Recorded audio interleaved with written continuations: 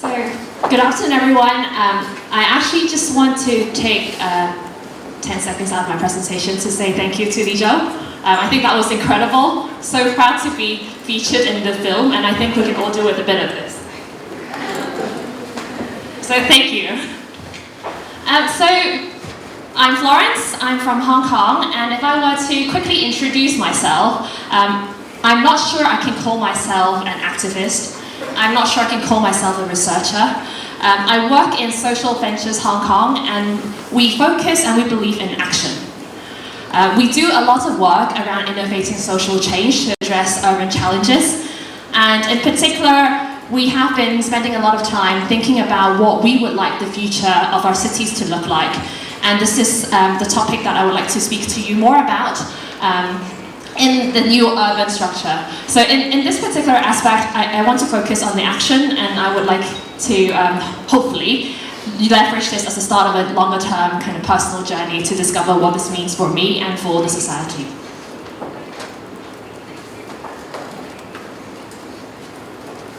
So I don't think it's a surprise for most of you that some of the stats that I share with you is probably common knowledge. So by 2050, we expect 2/3 of the human population to be living in the cities.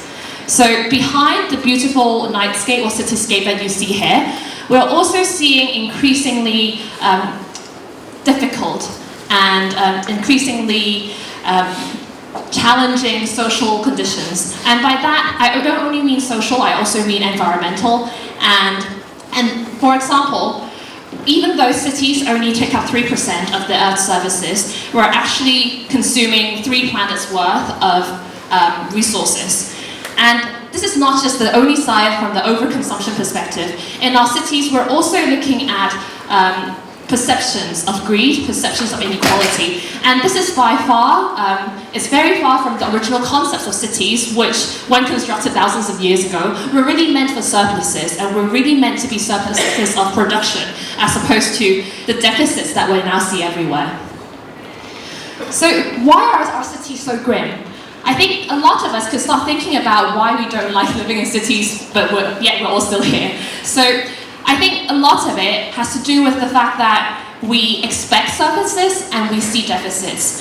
And by that I mean, we can look at this. We live in cities where we have unsustainable lifestyles, drawn from the fact that we have very expensive livelihoods. We have climate change issues that we're unable to tackle. We live in profit-driven economies where businesses come first, and the rest of us may suffer at the hands of certain conglomerates. We also live in a city where, instead of focusing on inclusive development, historically we've been leveraging or we've been moving towards exclusive development, in the sense that we have inequality, social immobility, and youth may not be able to participate as much as they should. In the new world and in the new urban model, and this is particularly from a personal perspective, I think it's really important to develop new narratives, and also more importantly, we need to aspire for more. We need to start thinking about the future of cities not just as sustainable cities, not just as smart cities. All of these are very important, but more importantly, we need to go back and think about what are the basics, and peel the onions to think about what do we really need to do as part of a more humane society and a more humane city. On top of everything that Li Zhou just mentioned from a kind of personal, humane level, I think there are also a lot to say about communities and how we shape that thinking. For example, we need to start thinking about how we balance in the delicate balance between surviving and thriving. And in this case, in the other side, we have profit versus purpose, and also more importantly, how will we balance societal defaults and future making at the same time. So I've talked a lot about visions and what the new world looks like, and how perhaps it's very important not to think about just technology and climate change, and also the human factor, but how do we do this and what does it actually mean? So let me take Hong Kong as an example. In Hong Kong, which is where I'm from, we are the 76th most happy country in the world, and that is a measurement out of 156, meaning that we're technically less happy than Libya, which is a war-torn country. But at the same time, is it really because we don't have the resources? I mean, technically speaking, we are 9th in GDP per capita, which means that if we choose to invest in happiness, perhaps we can do a bit more. On the other hand, I would also introduce the agricultural deficits that we get. So in a lot of countries and in a lot of cities, we talk about agricultural self-sufficiency. And just as a benchmark, in Korea, I think the self-sufficiency at the moment is about 40-something%. But in Hong Kong, agricultural self-sufficiency, which is a measurement of how much local produce come from, how much local food come from locally consumed food come from local farms, stands at 2%, which is significantly lower. But that doesn't mean we don't have the land for farming. Actually, in reality, over 80% of the farmlands in Hong Kong are inactive. But why is that so? It's because it's not a profitable industry. The third deficit that I would like to introduce is a deficit of opportunities. So you might not realize that even Hong Kong has a very low and natural unemployment rate. Actually, less than 50% of our 25 to 29-year-olds are actually, more than 50% of our 25 to 29-year-olds actually live under the poverty line. This opportunity deficit comes into being, and we can see that, especially given 90% of them finished formal education, which suggests that even though they have the opportunity to receive education and to be trained for a future life, they're not quite equipped to what the society needs them to do. So all of this shows that technically, from a surplus perspective, in Hong Kong we have financial capital, we have spatial capital, we have human capital, but to a certain extent we're not leveraging these in a way that can really help us tackle some of the social issues. So going back to this point, what I'm really trying to say is that this is no longer just a narrative about whether we have a resource deficit or not. It's about how we can use and activate capital, may it be human, social, natural, financial, or spatial, towards social good and towards social impact. And this is something that I think is of utmost importance when we were to go about in a new urban model. So as part of the AYARF program, I would really like to build upon the concepts of what we think new urban looks like and focus more specifically into certain areas that we think would be most relevant to Hong Kong. So I've chosen urban living, and most specifically, I would like us to reimagine what the challenge of housing looks like and whether it really is just a challenge on housing on its own right. So, before I go into my research, I think just to give you guys a bit of context, Hong Kong is the most expensive place to live in the world. Technically speaking, we have the highest property prices in the world, which is definitely not working in my favor as a relatively young person. Also, it takes about 21 years of an average household to make enough money without spending a single dime in order to buy a home. Affordable housing and public housing is available, but on average it takes a household about 5.5 years to just get onto the property ladder. On the other hand, a property agent recently did a research, and it shows that over 50% of the Hong Kong rental apartments cost about 20,000 Hong Kong dollars per month, which is roughly equivalent to 3 million won per month. When you compare this to the median income in Hong Kong, that's actually that's actually close to 70% of an average median household income, or about 120% of an average individual income. So this is why housing is a really important challenge for us. And during the activist research days, I spent a lot of time talking to different players in the social sector and the impact ecosystem in Korea. And more importantly, I didn't go to them with housing as a question. I went to them really more to understand how they think a new urban structure should look like, and also to think about what sort of visions we would like to address in the new world going forward. And what I found is that actually there's a synergy towards what people are saying, and a lot of it has to do with the reconnection between people and places. So we spoke to Binsip, which is a housing cooperative in Seoul, and the question of housing and places very soon became a question about control. We also spoke to a couple of different organizations, and we started thinking more about how people and places actually also meant system change. It's a question also of self-sufficiency. It's a question of what we see and what we feel. It's also about identity and about ground building. And it's no longer just about space and how much land we have and how we can use it. So, going back to the original challenge I have given for myself about an affordable housing. So the original question is, how do we solve the question or the challenge of unaffordable housing or the lack of affordable housing in Hong Kong? The obvious way to start is to think about it almost as a supply and demand question, where obviously on one hand, if you're looking in the private sphere, you would see that the limited, accessible, kind of relatively affordable space is a culprit. In the public sector, we can assume that the government should do something, but at the same time, I think it's also important to realize that in Hong Kong, only about 50% of the properties are actually, or the residential properties are actually owned and supplied by the government. So this is clearly not the only solution we have. This is the obvious place to start and the superficial place to start.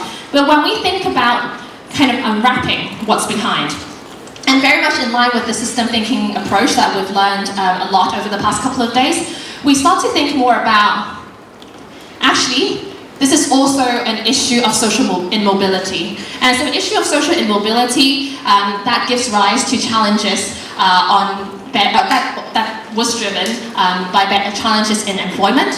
And employment in turn could be driven by challenges in providing alternative education to the people who might not be academically blessed.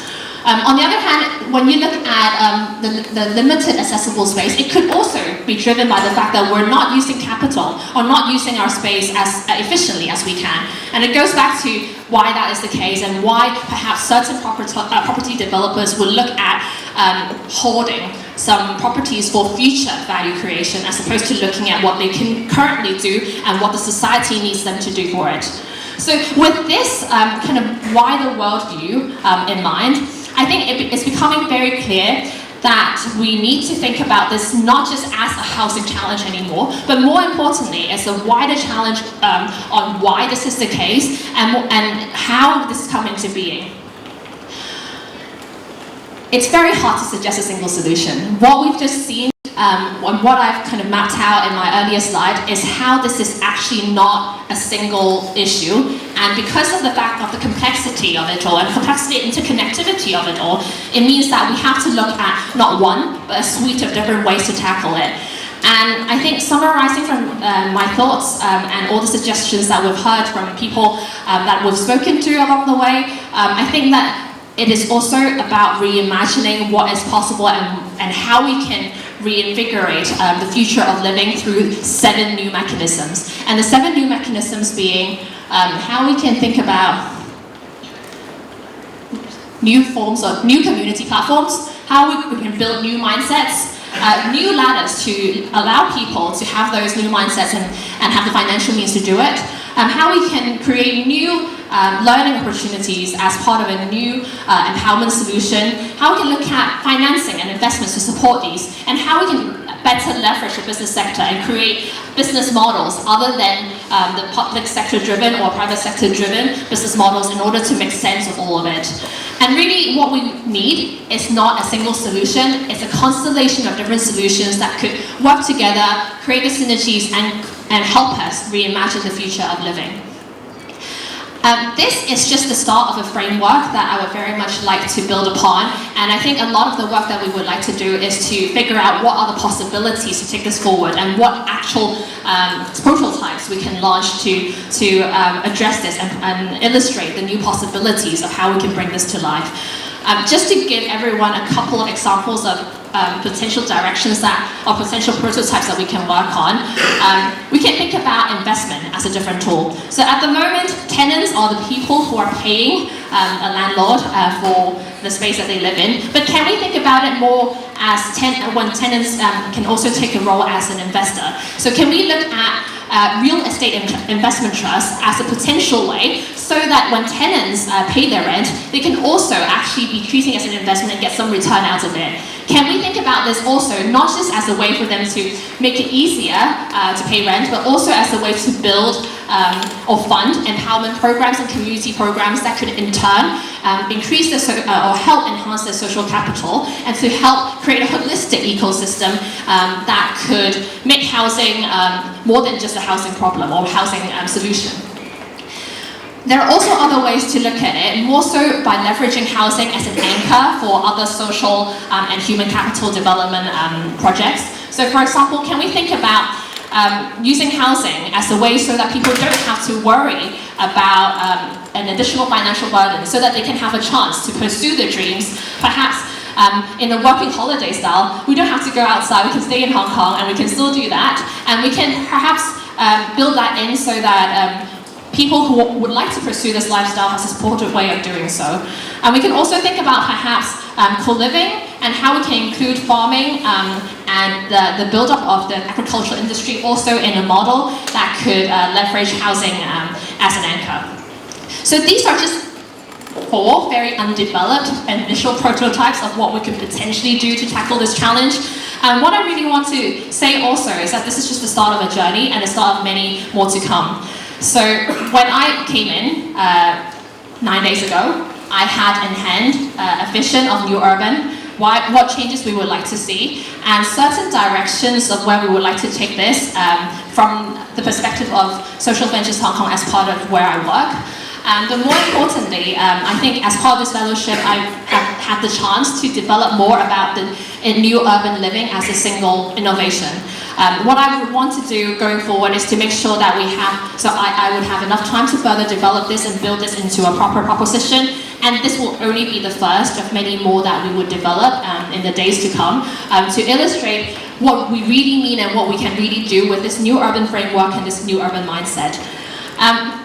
Again, the most important thing I would like to do whilst I have the stage for the next 3 minutes is to thank you all once again, and thank you to the faculty, to the secretariat, to Kevin who've been helping me with my activist research for the last couple of days, and to everyone who has been interviewed or all the fellows that I've spoken to for being part of this journey to help us discover what New Urban means. I think this is really just the start of a journey and I very much look forward to continuing this with you. So, 감사합니다.